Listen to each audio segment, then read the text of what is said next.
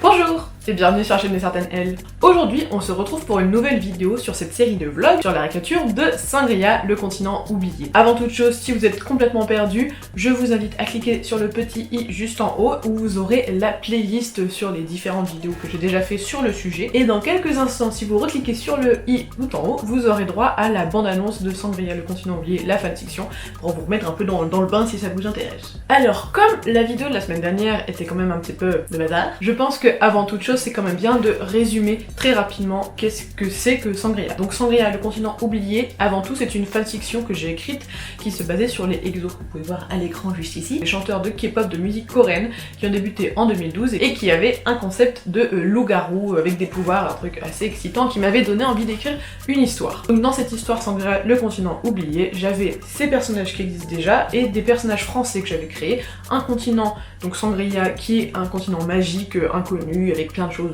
voilà, des démons, et à partir de cette histoire que j'ai écrite il y a maintenant 7 ans et que j'ai terminée, j'ai décidé, donc depuis plusieurs années, de me pencher sur une suite et maintenant même sur une réécriture pour transformer cette fanfiction en un roman et essayer potentiellement ensuite de le faire publier. Voilà. Dans l'épisode précédent, je vous avais expliqué, j'avais essayé de vous expliquer qu'est-ce que c'est que Sangria et d'où vient cette idée, cette passion et d'où vient ce projet, exactement, voilà. Et dans cet épisode, je vais plutôt vous parler de, eh bien, où est-ce que j'en suis. Parce que je sais que je vous avais promis de parler des personnages, sauf que... c'est pas possible, pas encore. Les personnages c'est très compliqué, je suis encore en pleine évolution de mes personnages, je sais pas encore lesquels je vais vraiment garder, ceux que je vais pas garder, je sais pas à quel point ils vont être importants ou pas, et de toute façon je préfère vous laisser un peu de temps pour finir de lire la fanfiction si ce n'est pas déjà le cas, donc je vous mets le lien, non il sera là, il sera en bas le lien, parce que donc à partir du moment où je parlerai des personnages, je vais commencer à bien spoiler, en tout cas le tome 1, donc si vous voulez avoir la surprise, eh bien n'hésitez pas à lire la fanfiction d'abord, voilà. Alors, où est-ce que j'en suis actuellement? Alors, déjà, je n'ai pas commencé à écrire. Je n'ai aucune partie écrite officiellement de ce nouveau tome. Donc, tout est à écrire.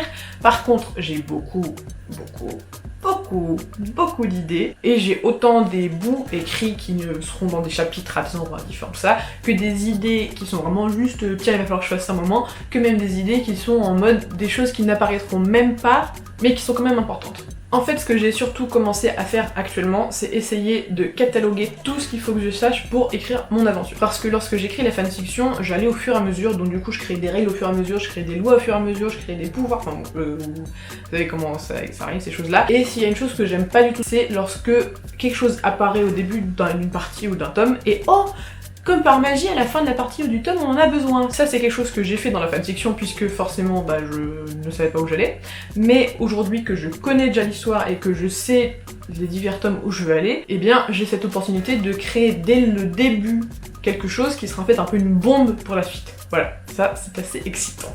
Donc, comme je disais, j'essaye actuellement de cataloguer à peu près tout ce dont j'ai besoin. Ça passe bien sûr par les personnages, c'est pour ça que c'est le bazar, et ça passe aussi par la New Continent, qui est donc le nouveau nom de la SM Entertainment, qui n'est plus un label de musique, mais qui est un studio de séries hollywoodien. J'ai fait toute une page Wikipédia où j'ai expliqué toutes les séries qu'ils ont faites et toute l'histoire et tout. Faut que je fasse ça aussi pour l'agence de YG, qui sera plus YG. Et puis surtout, ce qui est compliqué, c'est de faire la géopolitique et la géographie de Sangria, puisque vu que Sangria est un continent entier créé, eh bien il faut bien lui donner vie à ce continent. Il faut que je décide des climats, de la politique, des lois, des règles, de l'argent, de l'économie avec des pouvoirs, de la religion, enfin plein de choses qui sont à un peu décidées mais pas encore très claires, et que du coup, eh bien en fait plus ça sera clair, plus l'histoire sera vraie en fait. Actuellement, j'en suis donc à la phase encore de réflexion, une phase qui prend beaucoup de temps si on veut être un minimum sérieux, quand on a un continent entier à créer, des races à créer,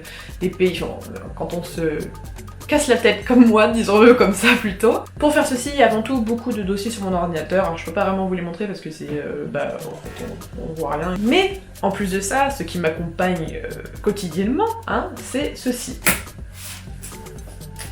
Voilà. Vous avez d'abord mon téléphone. Alors mon téléphone me permet de faire deux choses. La première, c'est de noter toutes mes idées, parce que le nombre de fois où c'est en marchant, ou alors en voiture, ou alors un endroit où je n'ai pas d'ordinateur, que j'ai des idées, et que à une époque lointaine où je n'avais pas de téléphone, toutes ces idées partaient en fumée parce que je ne les notais pas, aujourd'hui, je peux les noter facilement sur mon téléphone. Donc juste pour vous montrer, ça c'est, voilà, par exemple, une des notes.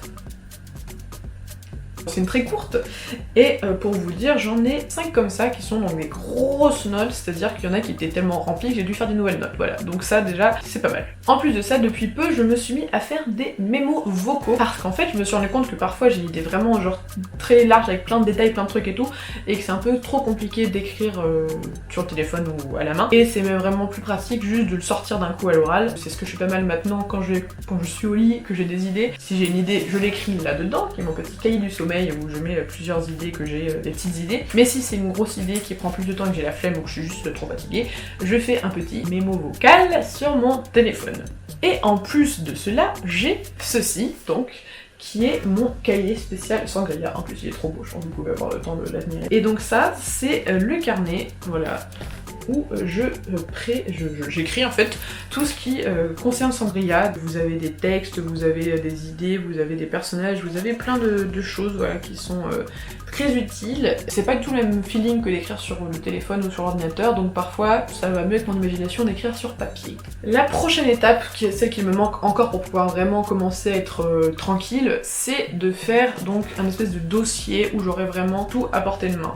Tous mes personnages, tous mes continents, toutes mes lois, enfin tout ce qu'il faut que je sache en fait. Que ça soit même l'histoire des parents de mon personnage principal, l'histoire des personnages derrière, qu'est-ce qui s'est passé, l'histoire des méchants, leurs plans, enfin toutes ces choses vous savez qui sont importantes de savoir pour écrire et qui seront pas forcément écrites comme ça dans l'histoire. Et donc là pour le coup c'est du tout neuf parce que j'y réfléchissais tout à l'heure en pensant cette vidéo. Je pense que ce qui serait mieux en fait c'était un petit classeur, enfin un classeur en A4 où en fait j'écrive à la main toutes les fiches, le personnage, le continent, l'histoire de ci, l'histoire de machin là. Ça pourrait être pas mal, en plus j'aurais mes intercalaires qui me diraient les différents types de choses que j'ai, et ça serait pas mal d'avoir du coup voilà un classeur pas trop gros que je peux avoir partout avec moi en même temps que ce petit carnet pour lorsque j'ai envie d'écrire, que ce soit ici ou ailleurs, voilà.